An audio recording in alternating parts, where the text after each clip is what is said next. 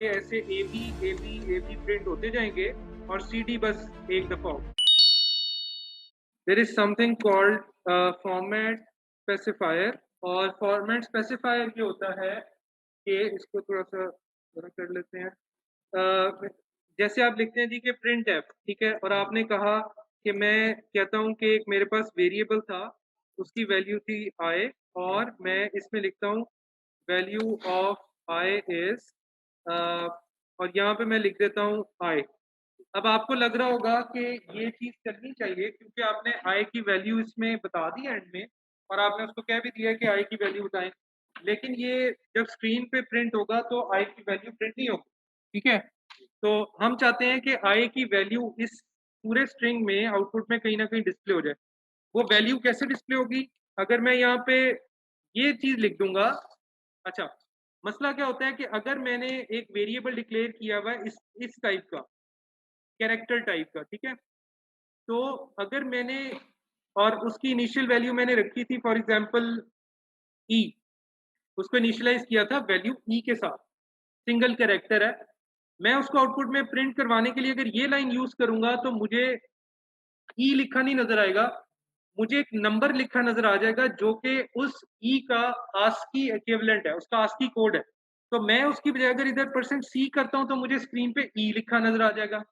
उसके अलावा अगर मैं कहता हूं कि मैंने एक वेरिएबल डिक्लेयर किया इस तरह का, तो मैं यहाँ पे अगर ये लिखूंगा तो अब तो मुझे सैलरी मिल जाए, तो मैं क्या करूंगा कि इसकी जगह पे इधर लिखूंगा परसेंट एफ, ठीक है, तो ये बिल्कुल ठीक चलेगा। इसी तरह परसेंट डी पे वो 9.5 को ट्रंकेट कर देगा और उसका जो इंटीग्रल पार्ट है 9 वो डिस्प्ले कर देगा। अगर आपने इधर वाई रखा हो और इधर आपने डी रख दिया। अच्छा, इसी तरह और भी होते हैं, जैसे डबल एक होता है, या मतलब वेरी मॉडिफायर्स होते हैं, टाइप मॉडिफायर, जैसे लॉन्ग इंट भी होता है, अनसाइंड लॉन्ग इंट हो सकता है। तो इस तरह के वेरिएबल्स टाइप्स होती हैं, ये टाइप्स कहलाती हैं। ये टाइप होती है, ये वेरिएबल का नाम होता है, और ये उसकी इनिशियल वैल्यू होती है। सी रिक्वायर करता है कि आप वेरिएबल्स को डिक्लेयर करें और उसको इनिशियलाइज करना जरूरी नहीं है। अगर आप इनिशियलाइज नहीं करते तो वो उसको एक जंक वैल्यू साइन कर देता है जो भी पहले से मेमोरी में पड़ी होती है। मेमोरी कभी भी खाली नहीं होती, मेमोरी में हमेशा कोई ना कोई जंक वैल्यू लाजमी पड़ी होती है। जो लाइब्रेरीज होती हैं ना, वो मोस्टली होती हैं स्टैंडर्ड, ठीक है। तो कुछ होती हैं स्टैंडर्ड लाइब्रेरीज, और कुछ होती हैं नॉन स्टैंडर्ड, यूजर स्पेसिफिक वगैरह वगैरह, बहुत सारी होती है।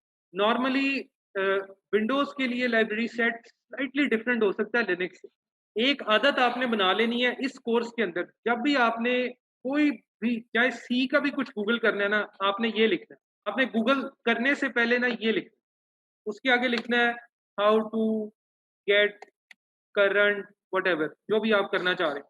लेकिन उससे पहले ना आपने ये दो लफ्ज लिखने हैं। ये बड़ा अच्छा क्वेश्चन ने कहा, उससे ये मुझे याद आ गया बताना कि लिनक्स का वर्ड लिखना बहुत जरूरी है। लिनक्स के कंपाइलर स्लाइटली डिफरेंट हो सकते हैं, फॉर्मेट स्लाइटली डिफरेंट हो सकता है, तो मस्ट डू दिस। एक तो कुछ लोगों ने कहा जी कि हमें फॉर लूप का इतना ज्यादा नहीं समझ नहीं आया, तो मैं आपको जरा बता देता हूँ। तो आप ना एक वेरिएबल इस तरह डिक्लेयर करते हैं, इंडेक्स कह लें इसको, ये कमेंटिंग का तरीका होता है, और इसकी टाइप इंटीजर है। उसके बाद आप कहते हैं for i equal to 0, i less than let say 10, और आप लिखते हैं आई प्लस प्लस, ठीक है।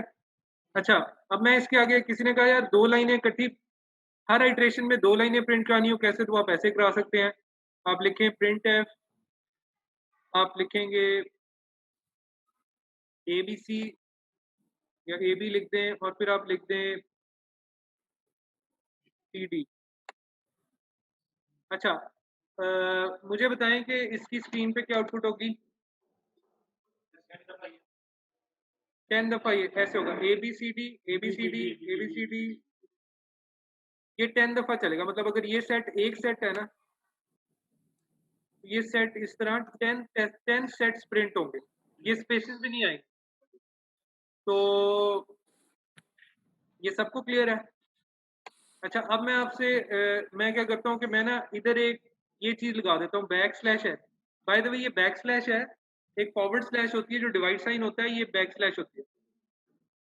बैक स्लैश इस तरह उल्टी होती है। हाँ, तो अब क्या होगा स्क्रीन पे, क्या हो गया आउटपुट? ये ABCD के बाद ना नेक्स्ट लाइन आ जाए करेगी ऐसे, ये 10 दफा ये काम इस तरह चलेगा। और अच्छा, अब मुझे एक बात बताएं, मैं ना, सब लोग देख रहे हैं, ये जो ब्रैकेट्स है ना ये मैंने डिलीट कर दिए। अब मुझे बताएं आउटपुट क्या होगी। नहीं, ये चलेगा जी, और उसमें ये होगा कि सिर्फ लूप के अंदर जो लूप की बॉडी है ना वो सिर्फ फर्स्ट लाइन कंसिडर होगी और दूसरी लाइन उसकी बॉडी कंसिडर नहीं होगी। वो एक दफा ये लाइन 10 दफा चलेगी और ये वाली लाइन एक दफा चलेगी। तो ये बात, चूंकि आप पाइथन बैकग्राउंड से आ रहे हैं, इंडेंटेशन की आदत है, तो आपको थोड़ा सा इसलिए मैं ये बता रहा हूँ कि इसमें ब्लॉकिंग का होता है, ऐसे ब्लॉक्स बनाने होते हैं। इंडेंटेशन नहीं होती, आप ब्लॉक बना सकते हैं, उसमें आप ब्लॉक बना रहे होते हैं इंडेंट्स के थ्रू। यहाँ पे ब्लॉक बनता है ब्रैकेट्स के साथ। बिल्कुल बिल्कुल, अगर मैं ये करता हूँ ना कि इसको मैं डिलीट करता हूँ, तो बेसिकली ये होगा कि ऐसे A B A B A B print होते जाएंगे और सी डी बस एक दफा होगा। बल्कि ऐसे भी नहीं होगा क्योंकि मैंने बैक स्लैश एन नहीं डाला था ना, तो ये ए बी ऐसे प्रिंट होंगे और सी डी इधर आए।